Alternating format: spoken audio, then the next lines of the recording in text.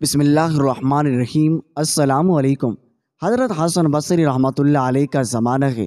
آپ کی ایک شاگردہ جو باقاعدہ آپ کا درس سننے آتی تھی، نہایت عبادت گزار تھی۔ اس بیچاری کا جوانی میں خامد چل بسا۔ اس نے دل میں سوچا، ایک بیٹا ہے، اگر میں دوسرا نکاح کر لوں گی تو مجھے دوسرا خامد تو مل جائے گا، لیکن میرے بچے کی زندگی برباد ہو جائے گی۔ اب وہ بچہ جوان ہونے کے قریب ہے، یہی میرا سہارا صحیح۔ لہٰذا اس عظیم ماں نے یہی سوچ کر اپنے جذبات کی قربانی دی۔ وہ ماں گھر میں بچے کا پورا خیال رکھتی، لیکن جب وہ بچہ گھر سے باہر نکل جاتا تو ماں سے نگرانی نہ ہو پاتی۔ اب اس بچے کے پاس مال کی کمی نہ تھی۔ اڑتی ہوئی جوانی بھی جوانی دیوانی مستانی ہو جاتی ہے، چنانچہ وہ بچہ بری صحبت میں گرفتار ہو گیا، شباب اور شراب کے کاموں میں مصروف ہو گیا۔ ماں پراپر سمجھاتی، لیکن بچے پر کچھ اثر نہ ہوتا، چکنا گھڑا بن گیا۔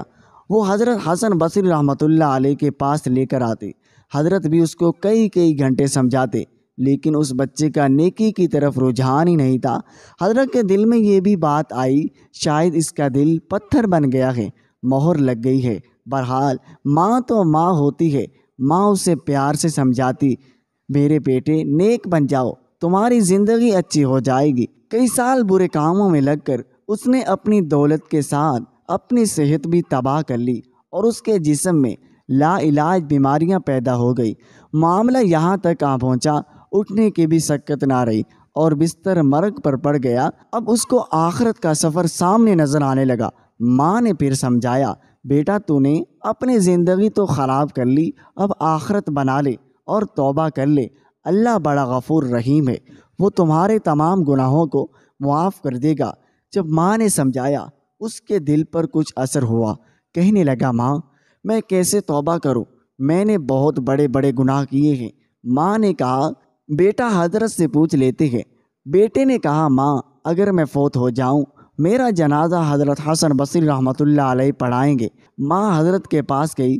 حضرت کھانے سے فارغ ہوئے تھے اور تھکے ہوئے تھے اور درس بھی دینا تھا، اسی لیے آرام کے لیے لیٹنا چاہتے تھے۔ ماں نے دروازہ کھٹکھٹایا، پوچھا، کون؟ عرض کی، حضرت میں آپ کی شاگردہ، میرا بچہ اب آخری حالت میں ہے، وہ توبہ کرنا چاہتا ہے، لہٰذا آپ گھر تشریف لے چلیے۔ حضرت نے سوچا، یہ پھر دھوکہ دے رہا ہے اور میرا وقت ضائع کرے گا اور اپنا بھی کرے گا۔ سالوں سال گزر گئے، اب تک کوئی بات اثر نہ کر سکی۔ اب یہ کیا کرے گا؟ کہنے لگے، میں اپنا وقت ضائع کیوں کروں، میں نہیں آتا۔ ماں نے کہا، حضرت اس نے یہ بھی کہا ہے، اگر میرا انتقال ہو جائے تو میرا جنازہ حضرت حسن بصری پڑھائیں گے۔ حضرت نے کہا، میں اس کے جنازے کی نماز نہیں پڑھاؤں گا، اس نے کبھی نماز ہی نہیں پڑھی، وہ آپ کی شاگردہ تھی۔ چپ کر گئی، روتی ہوئی گھر آ گئی۔ بیٹے نے پوچھا، کیا ہوا؟ ماں نے کہا، ایک طرف تیری حالت، دوسری طرف حضرت نے انکار کر دیا۔ اب یہ بات بچے نے سنی تو اس کے دل پر چوٹ لگی اور کہا، ماں میری ایک وصیت سن لیجیے۔ ماں نے پوچھا، بیٹا وہ کیا ہے؟ عجیب وصیت؟ کہا، امی میری وصیت یہ ہے، جب میری جان نکل جائے تو سب سے پہلے اپنا دوپٹہ میرے گلے میں ڈالنا، میری لاش کو کتے کی طرح صحن میں گھسیٹنا، جس طرح مرے ہوئے کتے کی لاش گھسیٹی جاتی ہے۔ ماں نے پوچھا، بیٹا وہ کیوں؟ کہا، امی اسی لیے دنیا والوں کو پتہ چل جائے، جو اپنے رب کا نافرمان اور ماں باپ کا نافرمان ہوتا ہے، اس کا انجام یہ ہوا کرتا ہے۔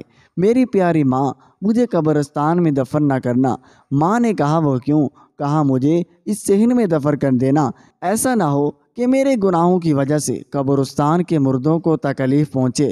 نوجوان نے ٹوٹے ہوئے دل سے عاجزی کی یہ بات کہی تو پروردگار کو اس کی یہ بات اچھی لگی، روح قبض ہو گئی۔ ابھی روح نکلی ہی تھی، ماں آنکھیں بند کر رہی تھی۔ دروازے پر دستک ہوئی، پوچھا، کون؟ جواب آیا، حضرت حسن بصری۔ کہا، حضرت آپ کیسے؟ فرمایا، جب میں نے تمہیں جواب دے دیا اور سو گیا، خواب میں اللہ رب العزت کا دیدار نصیب ہوا۔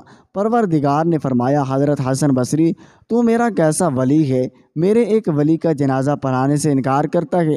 میں سمجھ گیا اللہ نے تیرے بیٹے کی توبہ قبول کر لی ہے۔ تیرے بچے کی نماز جنازہ پڑھانے کے لیے حضرت حسن بصری کھڑا ہے۔